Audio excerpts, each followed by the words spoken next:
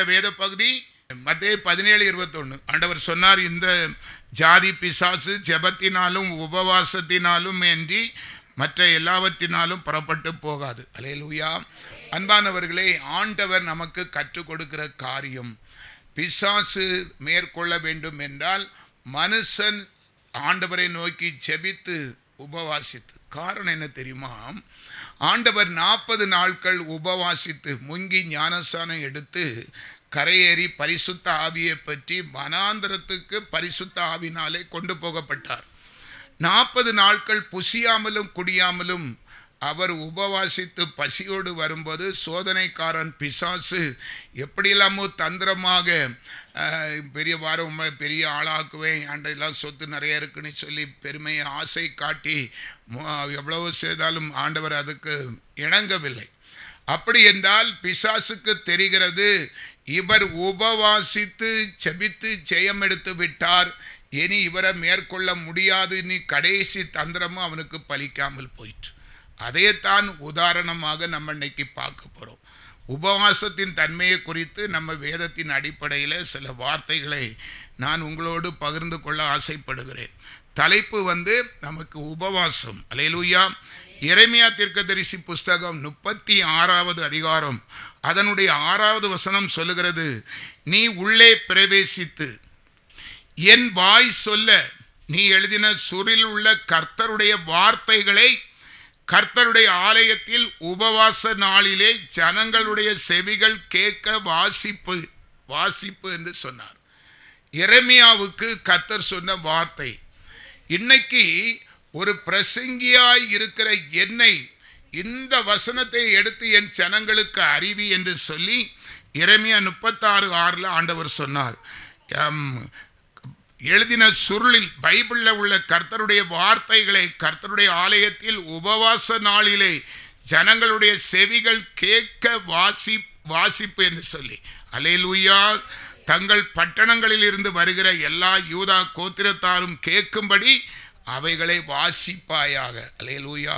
அன்பானவர்களை, கர்த்தர் சொன்ன வார்த்தையே நான் இன்று உங்களுக்கு அவருடைய அன்பினாலே உணர்த்தப்பட்டு உங்களுக்கு அறிவிக்கிறேன். அதை ஏற்றுக்கொண்டு நீங்கள் கர்த்தருக்கு பிரியமாய் வாழ்ந்தால் நிச்சயமாய் ஆசீர்வதிக்கப்படுவீர்கள். அல்லேலூயா.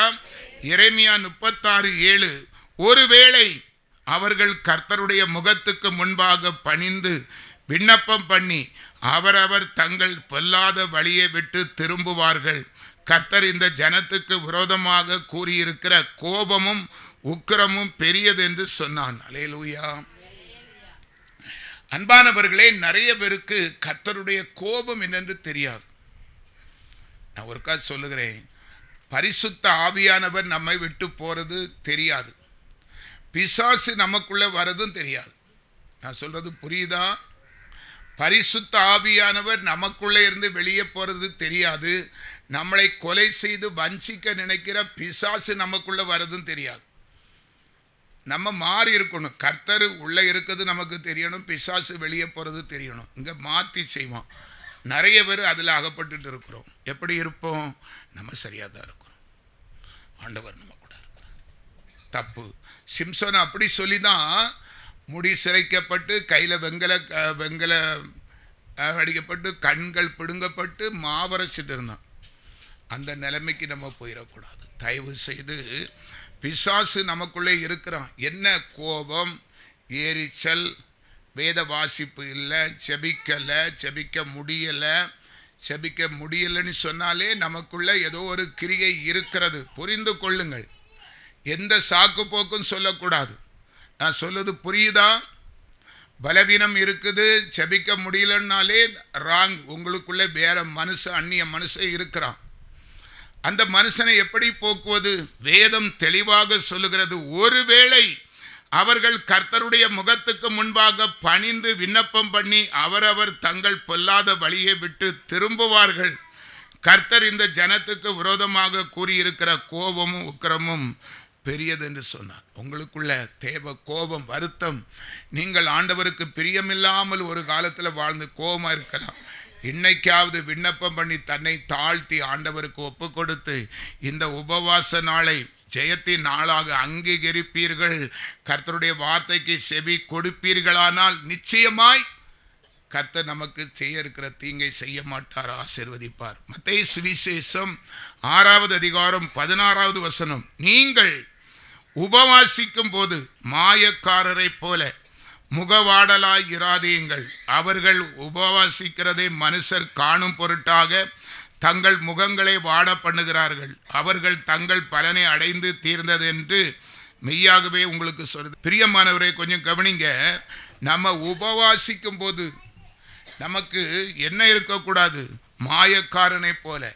நிறைய பேர் சொல்லுவாங்க, நாளைக்கு உபவாசம், நாங்கள் உபவாசம் இருக்கிறோம், செய்கையில் அல்ல, செய்கையில், கிரிகையில். அல்லேலூயா.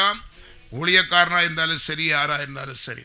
அதனால் முகவாடலாக வச்சுக்கிட்டு நிறைய பேர் பார்த்தீங்களா, 40 நாட்கள் ஏன் இப்படி இருக்கிறீங்க? நாங்கள் லென்த்து நாட்கள் ஏசப்பாவை பிடிச்சி சிலுவையில் அரைஞ்சிட்டாங்க இல்லையா, அதனால் நாங்கள் இப்படி இருக்கோம். அப்படி இருக்கக்கூடாது. சிரிச்ச முகத்தோடு நம்ம உபவாசித்து கொண்டு இருக்கிறோம் அப்படின்னு அந்த குழஞ்சி தெம்பாக தான் இருக்கணும். 10 நாள் பட்டினி இருந்தால் 10 நாள் உபவாசம் இருந்தாலும் நம்ம தெம்பை நம்ம விட்டுறக்கூடாது. அல்லேலூயா சொல்லுங்க. அதனால் நல்லா மூக்கு மட்டும் தின்னுட்டு வரக்கூடாது, பொய் இருக்கக்கூடாது. உங்கள் திராணிக்கிட்ட நீங்கள் வச்சிடுங்க, ஆண்டவர் சொல்லியிருக்காரு கொஞ்சம் ரசம் குடிச்சிடுங்கன்னு சொல்லி. ஆனால் முடிஞ்சால் நீங்கள் கண்டிப்பாக உபவாசத்தோடு தான் இருக்கணும். அல்லேலூயா. இன்னொரு வசனத்தை பாருங்க, மத்தேயு 6:17, நீயோ உபவாசிக்கும் போது அந்த உபவாசம் மனுஷர்களுக்கு காணப்படாமல் அந்தரங்கத்தில் இருக்கிற உன் பிதாவுக்கே காணப்படும்படியாக உன் தலைக்கு எண்ணெய் பூசி உன் முகத்தை கழுவு. அப்பொழுது 18வது வசனம், அப்பொழுது அந்தரங்கத்தில் பார்க்கிற உன் பிதா உனக்கு வெளியரங்கமாய் பலனளிப்பார். எனக்கு அன்பானவர்களே, எப்போது நீட்டா பிரஸ்ஸா முகவாடலா முக மலர்ச்சியாய் ஏது செய்தாலும் சந்தோஷமாய் வலி இருக்கும். என் மனைவிக்கு ஒரு சின்ன முள்ளு ஆண்டவர் கொடுத்துருக்கிறாரு, இருந்தாலும் எப்போமாவது ஒரு காது வருது. அவரே ஆண்டு சொல்லிட்டார், உன் மனைவி என்ன ரெட்டோ கொம்பா, நான் பார்த்துக்கூட நீ சொல்லிய பாருன்றார். அல்லேலூயா. என் மனைவி நேசிக்க எல்லாருக்கும் தெரியும் இல்லையா? எனக்கு அன்பானவர்களை, தேவனுடைய நடத்துதல் அப்படின்னா நாம் இன்னும் அவளை கொண்டு பெரிய காரியங்கள் செய்ய போகிறார், அது எனக்கு நல்லா தெரியும். அல்லேலூயா.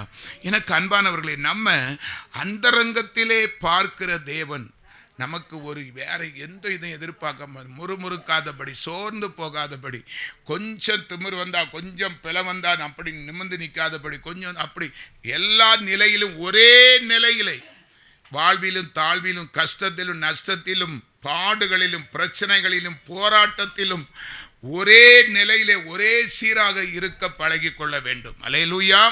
அப்போதுதான் கர்த்தர் நமக்கு வெளியரங்கமாய் பலனளிப்பார். இன்னும் பாருங்க, யோவேல் தீர்க்கதரிசி புஸ்தகம் 1வது அதிகாரம் அதனுடைய 13வது வசனம், ஆசாரியர்களே ரெட்டுடுத்தி புலம்புங்கள், பலிபீடத்தின் பணிவிடைக்காரரே அலறுங்கள், என் தேவனுடைய தொண்டரே நீங்கள் உள்ளே பிரவேசித்து ரெட்டு உடுத்தவர்களாய் ராத்தங்குங்கள்.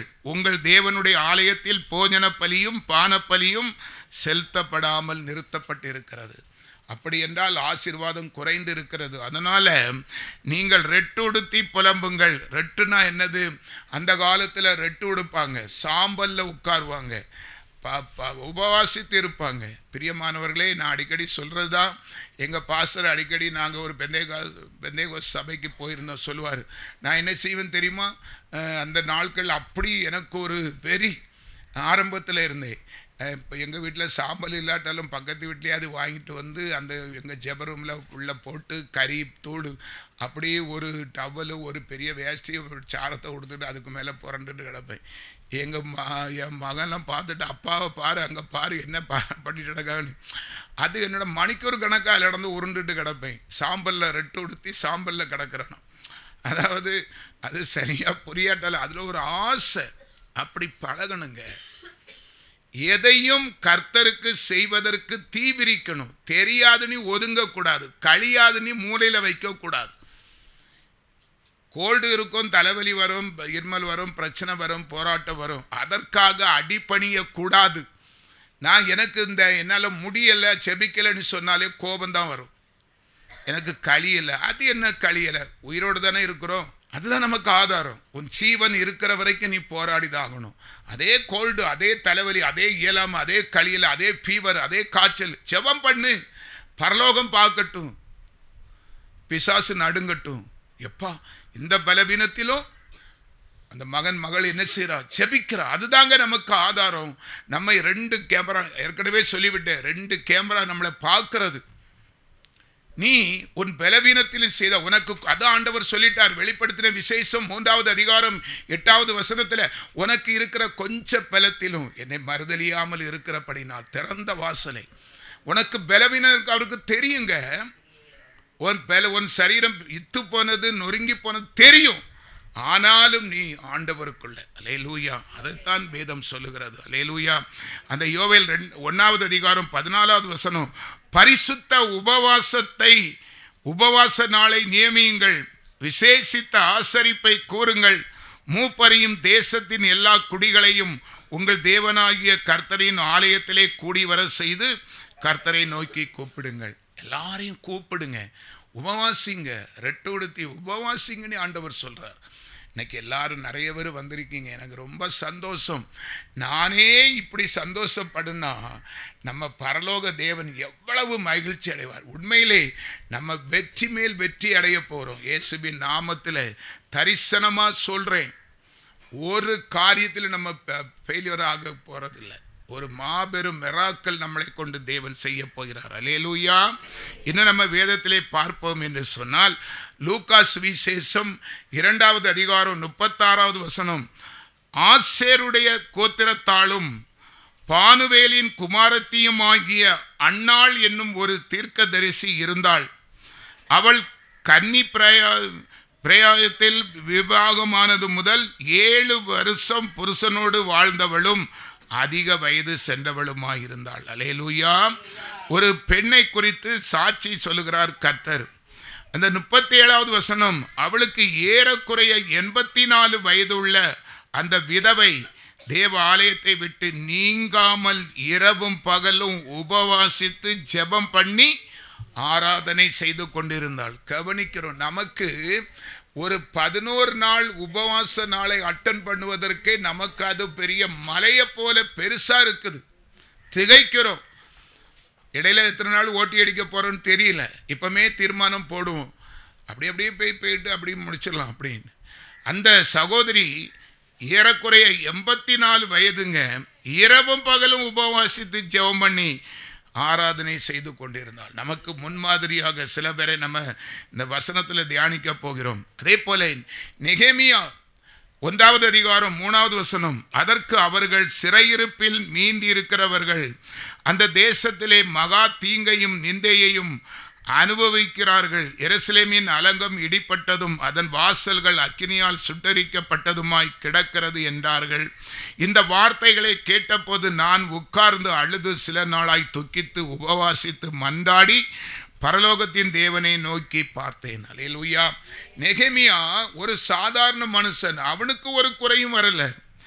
ஆண்டவருடைய ஆலயம் சுட்டரிக்கப்பட்டு வாசல்கள் இடிக்கப்பட்டு கிடக்கிறது நினைச்சு அவனுக்குள்ள ஒரு பாரம்.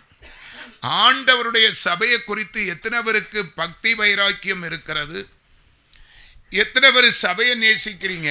நம்ம கூட்டத்திலையும் இருக்கிறாங்க. இந்த சபையை தொடச்சி வேண்டான்னு சொன்னாலும் அதை எப்படியாவது வாரந்தோறும் வந்து ஆயத்தப்படுத்தி, அல்லேலூயா, அப்படியாய்ப்பட்டவர்களை தான் கர்த்தர் கவனிக்கிறார். வேதத்திலே அவர்கள் பெயர் குறுக்கிடப்பட்டிருக்கிறது நெகேமியாவை குறித்து. அல்லேலூயா.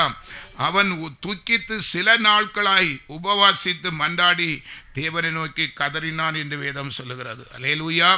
நெகேமியா 1:6, உமது அடியாராகிய இஸ்ரவேல் புத்திரருக்காக இன்று இரவும் பகலும் உமக்கு முன்பாக மன்றாடி இஸ்ரவேல் புத்திரராகிய நாங்கள் உமக்கு விரோதமாக செய்த பாவங்களை அறிக்கையிடுகிற அடியேனுடைய ஜெபத்தை கேட்கிறதற்கு உம்முடைய செவி கவனித்தும் உம்முடைய கண்கள் திறந்தும் இருப்பதாக. நானும் என் தகப்பன் வீட்டாரும் பாவம் செய்தோம். அவன் பாவம் செய்ததை அவனே அறிக்கை செய்கிறான். இன்னைக்கு நம்ம எத்தனை பேர் பாவத்தை மறைக்கிறோம்? அந்த பாவத்தை சொல்ல அதை அறிக்கை செய்ய நமக்கு மனசு வராது. நம்ம பெரியவங்க நீ காட்டணும், நம்ம டேலண்ட் நம்ம எப்பேற்பட்ட ஆளுங்கிறது நிரூபிக்கணும். இதில் தான் நம்ம நோக்கமாக இருக்கிறோம். தாழ்வு மனப்பான்மை இருக்காது. சரி சொல்லிட்டு போட்டுங்கிற இருக்காது. அந்த வைராக்கியம், மகளை வா உன்னை வச்சிருக்கேன், அதை அப்படியே ரொம்ப வைராக்கியமாக வச்சு செய்யக்கூடிய காரியம் நமக்கு இருக்கக்கூடாது. பிரியமானவர்களே, தயவு செய்து அவன் சொல்றான், தன்னை தாழ்த்துறான். ஆண்டவரே, நானும் என் தகப்பன் வீட்டாரும் பாவம் செய்தோம். அல்லேலூயா. நான் மறுபடியும் சொல்றேன், நம்முடைய ஜெபத்தின் ஆரம்பம், ஆண்டவரே, என் வாழ்க்கையிலே, என் பிள்ளை வாழ்க்கையிலே, நாங்கள் நேசிக்கிற வாழ்க்கையிலே குறைப்பட்டு இருப்பதற்கு நாங்கள் தான் காரணம். என் பிள்ளை தான் காரணம், பிள்ளைகள் தான் காரணம். நாங்கள் நன்றாக இருந்திருந்தால் நீங்கள் நன்றாகவே ஆசீர்வதிப்பீருங்க. நாங்கள் செய்த பாவத்துக்கு நாங்கள் இதை அனுபவிக்கிறோம், ஆனாலும் மன்னியும். இப்படி சொல்லி ஜெபத்தை செய்து பாருங்க, பதில் கிடைக்கும். அதை சொல்லவே மாட்டோம். ஆண்டவரே சோத்துறோம், தலைவலியை மாற்றும், சும தாரோம், இப்படிதான் நம்ம கேட்குறோம். ஆரம்பம் என்ன? அஸ்திபாரத்தை ஒழுங்கா போட்டு கட்டடத்தை கட்டி எழுப்பு, அது நிலைச்சிருக்கும். அல்லேலூயா, அல்லேலூயா. நெகேமியா 1:7, நாங்கள் உமக்கு முன்பாக மிகவும் கெட்டவர்களாய் நடந்தோம். நீர் உம்முடைய தாசனாகிய மோசைக்கு கற்பித்த கற்பனைகளையும் கட்டளைகளையும் நியாயங்களையும் கை கொள்ளாதே போனோம். அல்லேலூயா. ஆண்டவரே, நீர் கொடுத்த வேத புஸ்தகத்தில் இருக்கிற கட்டளைக்கு நாங்கள் ஒருபோதும் கீழ்ப்படிந்தது கிடையாது. அதை குறித்த ஒரு கரிசனையும் கிடையாது. வேதம் என்ன சொல்லுகிறது, நம்ம இந்த வேதத்தின் படி நடக்கிறோமா என்கிற ஒரு அறிவு திறமை நமக்கு கிடையாது. மற்றபடி எல்லாம் அறிவு இருக்கும், மற்றபடி எல்லாத்துலேயும் அறிவு, ஆனால் வேதத்தை அறிகிற அறிவு மட்டும் கிடையாது. அவ அதை சொல்லி தாழ்த்துக்கிறான். பிரியமானவர்களே, ஆண்டவர் நம்மிடத்தில் என்ன எதிர்பார்க்கிறார் அதை சொல்லி, ஐயோ நான் விட்டுட்டேன் ஆண்டவரே, நான் அப்படிலாம் நடக்கலப்பா, சாரி, மன்னிச்சிருங்க டேடி. இரக்கம் உள்ளவருங்க. அந்த கெட்ட குமாரன் சொத்தெல்லாம் இழந்து நெருக்கதியாய் வந்த பிறகு ஓடி போய் எதிர்கொண்டு அவனை வரவேற்று அணைச்ச தேவன் அல்லவா நம்முடைய தேவன். அல்லேலூயா. நெகேமியா 9:1 சில வார்த்தைகள் இருக்கிறது. அந்த மாதம் 24ஆம் தேதியிலே இஸ்ரவேலர் புத்திரர் உபவாசம் பண்ணி ரெட்டுடுத்தி தங்கள் மேல் புழுதியை போட்டு கொண்டவர்களாய் கூடி வந்தார்கள். இஸ்ரவேல் சந்ததியார் மறு ஜாதியாரை எல்லாம் விட்டு பிரிந்து வந்து நின்று தங்கள் பாவங்களையும் தங்கள் பிதாக்களின் அக்கிரமங்களையும் அறிக்கையிட்டார்கள். அல்லேலூயா. திரும்ப திரும்ப சொன்னாலும் அதனுடைய வேல்விஷன் வெயிட் எவ்வளவு இருக்கிறது என்பதை புரிந்து கொள்ளணும். சும்மா ஒன்றும் வேத புஸ்தகத்தில் பரிசுத்தவான்கள் தீர்க்கதரிசிகள் எழுதி வைக்கவில்லை. நம்ம அதில் பெலப்படணும், திடப்படணும், அதன்படி நடக்கணும். நம்ம அறிவுக்கு எட்டும்படியாகத்தான் அந்த வேத புஸ்தகத்திலே கொடுக்கப்பட்டு இருக்கிறது. 3வது வசனமும் அப்படிதான் இருக்கிறது. அந்த நெகேமியா 9:3, அவர்கள் எழுந்திருந்து தங்கள் நிலையிலே நின்றார்கள். அப்பொழுது ஒரு ஜாமம் மட்டும் அவர்களுடைய தேவனாகிய கர்த்தரின் நியாயப்பிரமாண புஸ்தகம் வாசிக்கப்பட்டது. பின்பு ஒரு ஜாமம் மட்டும் அவர்கள் பாவரிக்கை பண்ணி தங்கள் தேவனாகிய கர்த்தரை பணிந்து கொண்டார்கள். குறிப்பிட்ட நேரம், நான் நினைக்கிறேன் 9 மணிலே இருந்து விடிய காலம் 6 மணி வரைக்கும் ஜெபம். ஒரு 6 மணிக்கு ஒரு நியாயப்பிரமாணம் வசனத்துக்கு செவி கொடுத்தார்கள். ஒரு 6 மணிக்கு அவர்கள் தங்கள் பாவங்களை அறிக்கை செய்து அழுது செபித்து கொண்டே இருந்தார்கள். நமக்கு 2 மணிக்கு கூட தாக்கு பிடிக்க முடியல. அல்லேலூயா சொல்லுங்க. 2 நாளாகமும் நமக்கு தெரிஞ்ச வசனம் தான் இருந்தாலும் 2 நாளாகமும் 20வது அதிகாரம் 3வது வசனம், அப்பொழுது யோசபாத் பயந்து கர்த்தரை தேடுகிறதற்கு ஒருமுகப்பட்டு யூதா எங்கும் உபவாசத்தை குறிவித்தான். அன்பானவர்களே, அந்த யோசபாத் என்கிற ராஜா இஸ்ரவேலை ஆளும் காலத்திலே எதிராளின் படைகள் திரளாய் வந்து கூடி வந்து நிற்கிறார்கள். திரள் படைகள் யோசபாத்துவுக்கு அறிவிக்கப்படுகிறது. அவன் என்ன செய்தான் தெரியுமா? அல்லேலூயா. ஆண்டவரை பார்த்து, ஆண்டவரே, ஆண்டவருடைய நாமத்தினாலே செபித்து விட்டு கர்த்தரை தேடுகிறதற்கு ஒருமுகப்பட்டு யூதா எங்கும் உபவாசத்தை அறிவித்தான். எல்லாரும் வாங்க, நம்ம தேசத்துக்கு பிரச்சனை வந்திருக்குது, ஆண்டவரை நோக்கி கதறுவோம் என்று சொல்லி சிறியவர் பெரியவர் அனைவரையும் அழைப்பித்து உபவாசித்தான். அவர்கள் ஈட்டி, அருவாள், துப்பாக்கி, வெடிகுண்டெல்லாம் வச்சுக்கிட்டு பீரங்கியோட காத்திருக்காங்க. இவன் மனுஷனுடைய இராணுவத்தை, ஆயுதத்தை அதை நம்பல, கர்த்தரை நம்பி உபவாசித்தான் என்று வேதம் சொல்லுகிறது. 13வது வசனத்தை பாருங்க. 2 நாளாகமம் 20:13. யூதா கோத்திரத்தார் அனைவரும் அவர்கள் குழந்தைகளும் அவர்கள் பெண்சாதிகளும் அவர்கள் குமாரரும் கூட கர்த்தருக்கு முன்பாக நின்றார்கள். யாரெல்லாம் நின்னாங்க? குடும்பம் குடும்பமாய். இன்னைக்கு நம்ம எத்தனை பேர் வந்திருக்கோம்? வீட்டுக்கு ஒரு ஆள் வந்திருக்கும். நான் போறோம்ல, அங்கே நடக்குது. யூதா கோத்திரத்தார் அனைவரும் அவர்கள் குழந்தைகளும் அவர்கள் பெண்ஜாதிகளும் அவர்கள் குமாரரும் கூட கர்த்தருக்கு முன்பாக நின்றார்கள். 21வது வசனம். அதனுடைய வேல்விஷன் எப்படி இருந்தது? பின்பு அவன் ஜனத்தோடு ஆலோசனை பண்ணி பரிசுத்தமுள்ள மகத்துவத்தை துதிக்கவும் ஆயுதம் அணிந்தவர்களுக்கு முன்பாகவும் நடந்து போய் கர்த்தரை துதியுங்கள், அவர் கிருபை என்றும் உள்ளது என்று கர்த்தரை பாடவும் பாடகரை நிறுத்தினான். எதிர சேனைகள் இருக்கிறது, பெரும் சேனை. பல ராஜ்யத்தினுடைய ராஜாக்கள் ஆயுதத்தோடு வந்து நிற்கிறாங்க. யோசபாத் என்ன செய்தான் தெரியுமா? துதிக்கிறவர்கள், செபிக்கிறவர்கள், ஆண்டவரை நேசிக்கிறவர்களை, பாடகர்களை படைகளுக்கு முன்னால கொண்டு அவங்க துப்பாக்கியை வச்சு நீட்டினீங்க, இவங்க கொட்டை வச்சு அடிச்சுட்டு நிற்கிறாங்க. எவ்வளவு அசைக்க முடியாத நம்பிக்கை. ஒருவேளை எதிராளி படைக்கு யோசபாத்துக்கு பைத்தியம் பிடிச்சிட்டு நான் பாரு கோமாளி மாதிரி வந்து நிற்கான், பாடிட்டு நிற்கிறான். நம்ம சண்டைக்கு வந்திருக்கோம், அவன் பாடிட்டு நிற்கிறான். அப்படித்தான் உலகம் நம்மளை இன்னைக்கும் பரியாசம் பண்ணும். அல்லேலூயா சொல்லுங்க. போரா பாரு, பைபிளையும் தூக்கிட்டு பிள்ளையும் கூட்டிக்கிட்டு அல்லேலூயா. வேலை சோழியில் என்னத்தை சாதிச்சுட்டா இவன் என்னத்தை சாதிச்சுட்டா, என்ன சாதிக்க போறான்னு சொல்லுகிற கூட்டம் நாளைக்கு ஐயே இப்படி ஆயிட்ட, நம்ம என்னவோ நினைச்சோமே, நம்மளை இப்படி எட்டி பிடிக்காத நிலையில் ஆயிட்டாங்களே அப்படின்னு ஒரு நாள் வெட்கப்பட்டு வெந்துருகி போவாங்க. அல்லேலூயா சொல்லுங்க. அந்த சம்பவம் நடந்து பாருங்க. 22வது வசனம், 2 நாளாகமும் 20வது அதிகாரம் 22வது வசனம். அவர்கள் பாடி துதி செய்ய தொடங்கின போது யூதாவுக்கு விரோதமாய் வந்து பதிவிருந்த அம்மோன் புத்திரரையும் மோபாபியரையும் சேயூர் மலை தேசத்தாரையும் ஒருவருக்கொருவர் விரோதமாய் ஒருவரை கர்த்தர் எழும்ப பண்ணினதினால் அவர்கள் வெட்டுவிண்டு விழுந்தார்கள். அல்லேலூயா சொல்லுங்க. இந்த ஒரு தனி மனுஷனுக்கு எதிராக திரளான ராஜ்யங்களை திரட்டி வந்தவர்கள், அவர்களுக்குள்ளே சண்டை ஆண்டவர் ஏற்படுத்தி விட்டுட்டார், குழப்பத்தை. அவனுக்குள்ளே வெட்டுப்பட்டு, இங்க ஒருத்தரும் ஒன்றும் செய்யல, அங்கே வெட்டுப்பட்டு மாண்டு அழிந்து போனார்கள். 27வது வசனம், 2 நாளாகமம் 20:27. பின்பு கர்த்தர் அவர்களை அவர்கள் சத்துருக்கள் பேரில் களிக்கூற செய்தபடியால் யூத மனுஷர் யாவரும் எருசலேம் ஜனங்களும் அவர்களுக்கு முன்னாலே யோசபாத்தும் மகிழ்ச்சியோடு எருசலேமுக்கு திரும்பினார்கள். தீர்க்க தரிசனமா சொல்றேன், இன்னைக்கு துக்கப்பட்டு வேதனைப்பட்டு செயலற்ற நிலையிலே இருக்கிற உன்னை ஒரு சில கூட்டம் நித்தமும் உன்னை ஒரு வேடிக்கை பொருளாய், பரிகாச பொருளாய், நமக்கு 1000 கட்டுக்கதையை சொல்லி, இல்லாததெல்லாம் சொல்லி, அப்படி இருந்தா இப்படி இருந்தா இப்படியெல்லாம் மனுஷர் பின்ன ஒரு மனுஷன் தாழ்த்தப்பட்டு போனா என்னையெல்லாம் அப்படியெல்லாம் விமர்சனம் பண்ணுகிற இடத்துல நம் தலையை நிமிர செய்வார். பாருங்க பாருங்க, உண்மையிலே நிச்சயமா அது நடக்கும். எவ்வளவு சந்தோஷம். கொள்ளியத்தவன் சொன்னாங்க, பச்சையாட்டு செத்து பயம் உடம்ப தூக்கிட்டு போகல, அந்த இடத்துல வெளியே நின்று கமாண்ட் அடிச்சாங்க. பெரிய மத்தவ மாதிரி துள்ளு, நாம் டாக்டர் ஆகிட்டா அப்படி இப்படின்னு சொல்லி கொள்ளியத்து போச்சு. செத்த சரீரம் வெளியே போலங்க. அப்படியாப்பட்ட உலகம்தான்.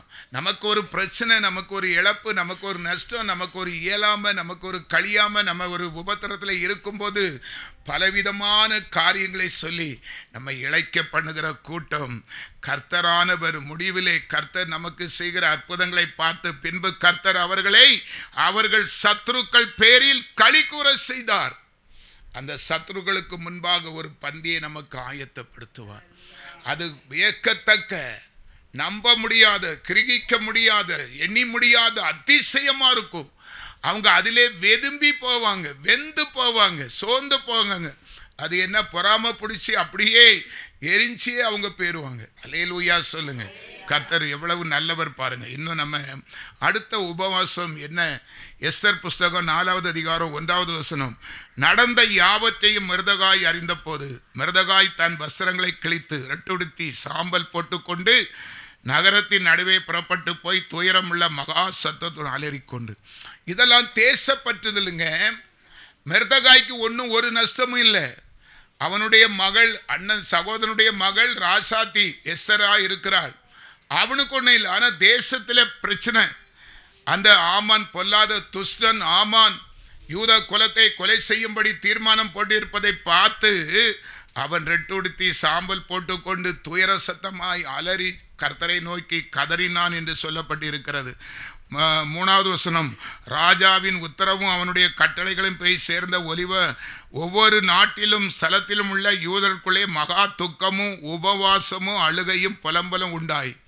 தேசத்தில் யுத்தம் நடக்குது. எத்தனை பேர் நீங்கள் அழுது புலம்புறீங்க? எத்தனை பேருங்க உங்க இருதயத்தை தொட்டு சொல்லுங்க. பிறருக்காக எத்தனை பேர் பாரப்படுறீங்க? நேற்று உண்மையிலே ஒரு சகோதரர், அவர் அஜித் தான் சொல்கிறேன், ஆண்டவர் எனக்கு நல்ல எங்கெல்லாமோ செபம் பண்ணி எடுத்து பேசி முடிச்சு, ஆனாலும் அவங்க ஒரு நாள் என் மனசில் ஒரு சின்ன குறை, சரியாக பேசலையோ, பாவம் அஜித்துக்கு அம்மாவும் வந்தாங்களே, நம்ம சரியாக பேசலையே, தொண்டெல்லாம் வலிச்சு கொஞ்சம் ரெஸ்ட்டு குறுக்கெல்லாம் தரிக்குது. ஒரே இடத்துல இருந்தேன் ஜெபம் பண்ணிக்கிட்டு அப்படி ஆனாலும் மனசு கேட்கல. பிறருக்காக பிரயாசப்படுறது, பாரப்படுறது, வந்தாங்களா போனாங்களா அப்படி விட்டுட்டு இருக்கிறது இல்லை. பாருங்க, அந்த மெர்தகாய்க்கு அந்த சிந்தனை பாருங்க, ஐயோ நம்ம குலம் நம்ம ஜனம் அழிய போகுது, இந்த அஜித்துக்கு நம்ம ஏதாவது செய்யணும், வாழ்க்கையில் ஒரு நல்லது நடக்கட்டும் அப்படின்னு நல்ல முயற்சி பண்ணி சொன்னேன். தாயார்கிட்ட அஜிட்டும், தம்பி இன்னைக்கு வந்திருக்கிறது எனக்கு ரொம்ப சந்தோஷம், புரிந்து கொண்டு. அல்லேலூயா. பாருங்க, அதை எஸ்தர் 4:16 அந்த எஸ்தரும் சும்மா இல்லை, நமக்கு ஒரு பெரிய ராஜ மேன்மை கிடைக்கிறது, சித்தப்பாவுக்கு வேற வேலை சொல்லி இல்லை, அவர் அப்படி தான் சொல்லுவார், இருக்கிறத வச்சுட்டு சித்தப்பா உமக்கு என்ன தேவையோ நான் செய்து தாருன்னு சொல்லலை. அந்த எஸ்தர் சொல்லுகிறார். அந்த மெர்தகாய் எஸ்தர் 4:14 பின்பு மெர்தகாய் எஸ்தரை பார்த்து, நீண்ட காலத்தில் மௌனமாய் இருந்தால் யூதருக்கு சகாயம் வேற இடத்திலிருந்து வரும், ஆண்டவர் உன்னை ராஜாவாக அபிஷேகம் பண்ணியிருப்பதற்கு இந்த தேசத்துக்காக நீ பிரயாசப்படணும், நீ ஊழியக்காரனா இருக்கா, உன் குடும்பத்துக்கு மட்டும் நீ புலம்பிட்டு இருக்கக்கூடாது, அழிந்து போற ஆத்துமாக்களுக்காக கஷ்டப்படுகிற, துக்கப்படுகிற, வியாதிப்படுகிற, துன்பப்படுகிற, துயரப்படுகிற எல்லாருக்காகவும் நீ மன்றாடி இருந்தால் ஆகணும். அதை சொல்லி, அதனால நீனும் உன் குடும்பமும் அழிந்து போகாதபடி இந்த தேசத்துக்காக எதையாவது செய்யணும்னு சொல்லி சொன்னதுனால அந்த எஸ்தர் என்ன சொல்லுவா தெரியுமா?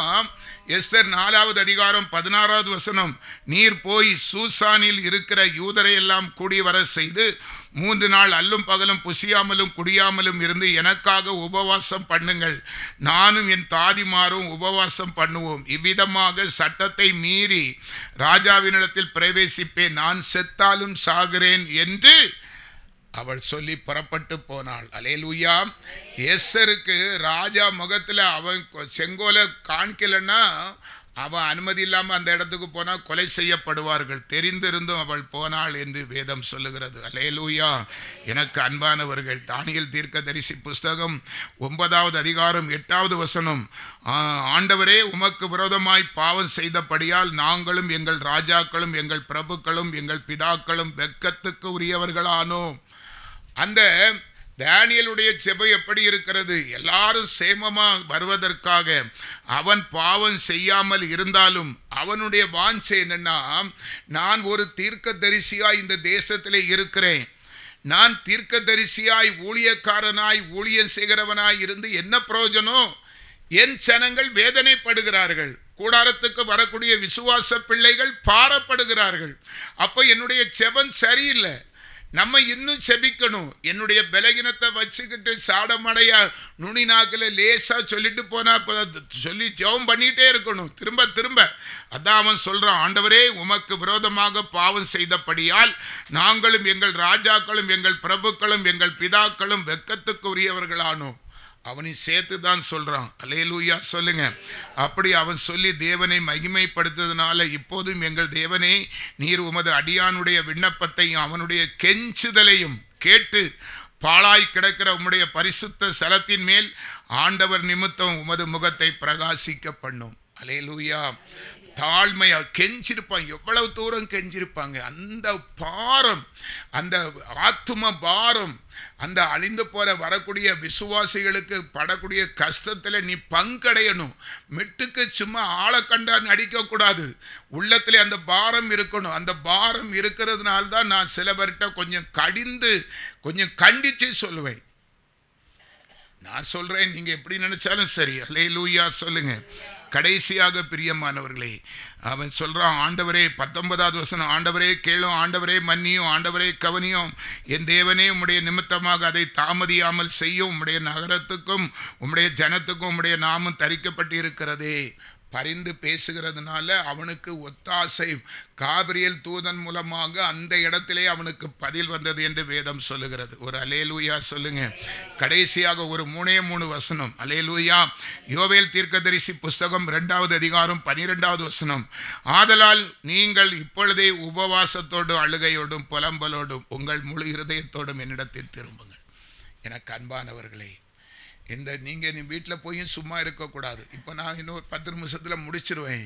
அப்படியே போய் ஜெபத்தை அப்படியே ரீசார்ஜ் பண்ணுங்க. ஜெபம் பண்ணி கொண்டே இருங்க. நானும் அப்படி தான் நல்லா ஜெபிக்க. நமக்கு இது ஒரு பெரிய, நம்ம இடையில எல்லாரும் சொல்லணும், எனக்கு அற்புதம் நடந்துட்டு, எனக்கு அதிசயம் நடந்துட்டுன்னு எல்லாரும் 11 நாள் முடியதுக்குள்ளே நம்ம இந்த கூடாரத்தில் பங்கெடுக்கிற எல்லாரும் சாட்சி சொல்லணும். அப்படி ஒரு பெரிய மிராக்கலை கர்த்தர் செய்யணும். அந்த நாள் 11 நாள் வரட்டுன்னு இல்லை, அதுக்கு முந்தையே பரத்தில் இருந்து தானியேல் ஜெபம் பண்ணி முடிக்கிறதுக்குள்ளே தேவ தூதன் வந்து, தானியேலே உன்னுடைய ஜெபம் பரலோகத்திலே கேட்கப்பட்டது. அதுதான் சாதனை. யோவேல் தீர்க்கதரிசி மூலமாக ஆண்டவர் சொல்லுகிறார், இப்பொழுதே உபவாசத்தோடும் அழுகையோடும் புலம்பலோடும் உங்கள் முழு இருதயத்தோடும். சும்மா உதட்டில் பேசுறது இல்லை, சும்மா முகத்தில் ஆக்ஷன் பண்ணல, உள்ளம் நொறுங்கி பாரத்தோடு செய்த தவறெல்லாம் நினைச்சு உன் பாதத்தை கண்ணீரால கழுவு. அல்லேலூயா. அடுத்த வசனம் சொல்றது, நீங்கள் உங்கள் வஸ்திரங்களை அல்ல உங்கள் இருதயங்களை கிழித்து உங்கள் தேவனாகிய கர்த்தர் இடத்தில் திரும்புங்கள்.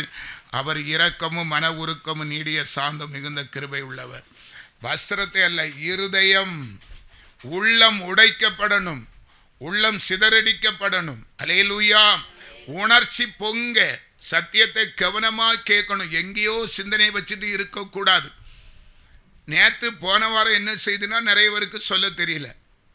அப்படி இராதபடி அந்த சத்தியத்தை அப்படி இருதயத்தில் எழுதி வரைஞ்சி வச்சு அதன்படி செய்கிறவர்களாய் இனி நாளைக்கு வரும்போது அடுத்த ஒரு புதிய செய்தி கேட்டு இதை அன்னைக்கே அதில் உறுதிப்படுத்தி அதில் கரெக்ட் பண்ணி ஸ்டோர் பண்ணிருங்க. தேவன் செய்வார். அவர் பச்சை பாதம் பார்க்காதவர். நீ எதை செய்கிறையோ உனக்கு அது பதில் செய்தே ஆகணும். அப்போ இன்னைக்கு முழுதும் நாளைக்கு இந்த ஆலயத்துக்கு நீங்க புறப்பட்டு வரது வரைக்கும் ஜெபத்தில் அதை உறுதிப்படுத்தணும். அல்லேலூயா சொல்லுங்க. யோனா 3வது அதிகாரம் 5வது வசனம். அப்பொழுது நினிவேயில் உள்ள ஜனங்கள் தேவனை விசுவாசித்து உபவாசம் செய்யும்படி கூறினார்கள்.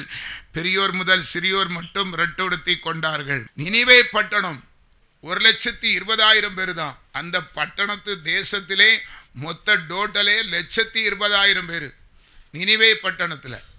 அந்த நினிவே பட்டணத்தை அழிக்க போறேன்னு சொல்லி யோனா மூலமாக தீர்க்கதரிசி ஆண்டவர் அனுப்புறார். அவனும் போய் சொல்றான், இன்னும் 40 நாட்கள் இருக்கிறது, இந்த நினிவே பட்டணத்தை கர்த்தர் அழிக்கப் போகிறார். இதை கேட்ட உடனே நினிவேயில் உள்ள ஜனங்கள் தேவனை விசுவாசித்து உபவாசம் செய்யும்படிக்கு பெரியோர் முதல் சிறியோர். நமக்கு அது தெரியுதா? ஆமாம், அங்கே கொண்டு போட்டால் நமக்கு என்ன, இன்னைக்கு சிலிண்டர் இல்லை, நாளைக்கு என்ன இல்லைன்னு சொல்ல போகிறானோ தெரியாது. இருந்தால் தானே கொடுக்க போகிற அரசாங்கம். அல்லேலூயா. தயவு செய்து நிலைமையை புரிந்து கொள்ளுங்கள்.